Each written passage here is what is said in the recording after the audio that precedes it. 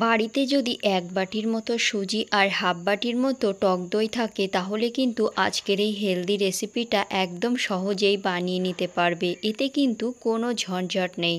যদি তোমরা healthy recipe খেতে পছন্দ করো বিনা তেলে, তাহলে কিন্তু এই রেসিপিটা তোমাদের জন্য। আমি এখানে এক বাটির মতো সুজি নিয়ে নিলাম। সুজিটা যে কোনো প্রকারের নিতে পারো। সুজি অনেক ধরনেরই হয়, কিছুটা মোটাও হয় আবার কখনো পাতলাও হয়।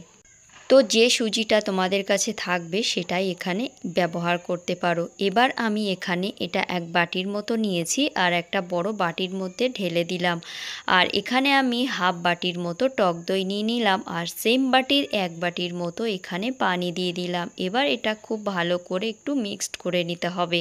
যেহেতু আজকে সুজি দিয়ে বানাচ্ছি তাই সুজিটা ফোলার জন্য এটা কিন্তু ঢেকে 10 মিনিটের মতো রেখে দিতে হবে।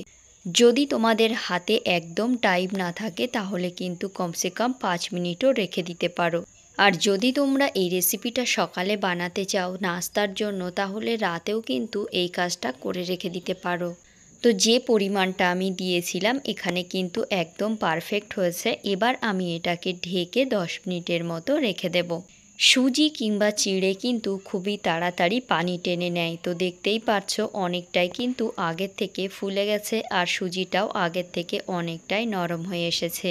এবার আমি এর ভিতরে কিছু সবজি ব্যবহার করব। আমি কিছুটা কুচানো বিনস দিয়ে দিলাম, কিছুটা এখানে ধনেপাতা কুচি দিয়ে দিলাম।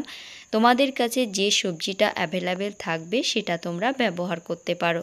নিজেদের স্বাদ মতো নুন এখানে দিয়ে দিতে হবে। নুনটা কিন্তু স্বাদ মতোই দিতে হবে। এখানে কিন্তু বেশি মশলা ব্যবহার করার একদম প্রয়োজন নেই। একদম আমি সিম্পলভাবেই বানিয়েছি।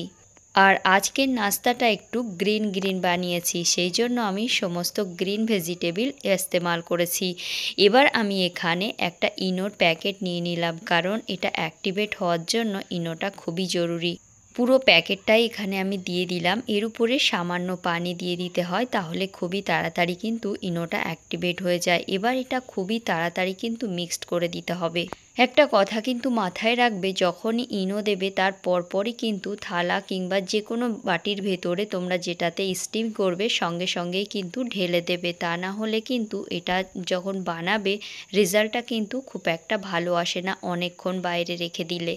তো আজকে আমি এটা থালাতেই বানাচ্ছি আর আগে থেকেই কিন্তু কড়াতে পানি গরম করতে রেখে দিয়েছিলাম। খুবই সাবধানে থালাটা বসিয়ে দিয়ে ঢাকা দিয়ে 10 মিনিটের মতো স্টিম করে নিলেই কিন্তু নাস্তাটা একদম রেডি। এতটা পানি দিতে হবে যাতে 10 মিনিট পর্যন্ত এই পানিটা থাকে কড়ার ভিতরে, তাই জন্য আমি গ্যাসের ফ্লেমটা মিডিয়ামেই রেখেছিলাম। 10 মিনিট পর আমি তোমাদের একবার চেক করিয়ে দিলাম। দেখো ভেতর থেকে কিন্তু একদম স্মুথ এসেছে, কোনো কাঁচা ভাব নেই। এবার থালাটাকে নামিয়ে একটু ঠান্ডা করে নিয়েছি। গরম গরম কাটতে গেলে কিন্তু এটা একটু ভেঙে যেতে পারে, তাই একটু ঠান্ডা করে কাটলেই কিন্তু এর পিসটা কিন্তু খুবই সুন্দরভাবে আসে। এখানে নিজেদের পছন্দ মতো শেপ দিয়ে দিতে পারো। আমি এইভাবেই কেটে নিচ্ছি। যে কোনো চাটনি কিংবা সসের সঙ্গে এটা পরিবেশন করতে পারো, দারুণ লাগে। বাচ্চাদের টিফিনেও এটা দিতে পারো। বাচ্চারা না অনেক সময় ভেজিটেবল খেতে একদম পছন্দ করে না, এইভাবে যদি দিতে পারো তাহলে কিন্তু পুরোটাই চেটেপুটে খাবে। যদি তোমরা একটু চটপটা খেতে ভালোবাসো তাহলে এই স্টেপটা ফলো করো। একটা প্যানের ভিতরে সামান্য তেল দিয়ে দিলাম। এবার তেলটা হালকা গরম হলেই সামান্য সর্ষে আর সামান্য সাদা তিল দিয়ে দিলাম। এবার আমি এক এক করে কিছুটা নাস্তা এখানে দিয়েছি আর উল্টে পাল্টে একটু হালকা ভেজে নেব উপর পিঠটা।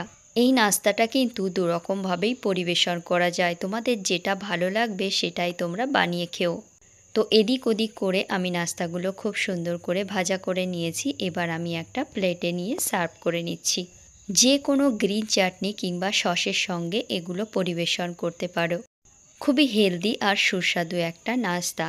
আশা করছি আজকের রেসিপিটা তোমাদের ভালো লেগেছে। যদি ভালো লাগে তাহলে ভিডিওতে একটা লাইক করে দিও। আর আমার চ্যানেলে যদি নতুন বন্ধু হয়ে থাকো তাহলে চ্যানেলটাকে সাবস্ক্রাইব করে পাশে থেকো। তাহলে আজকের মতো আসি, আবার দেখা হবে একটা নতুন ভিডিওতে। Bye bye.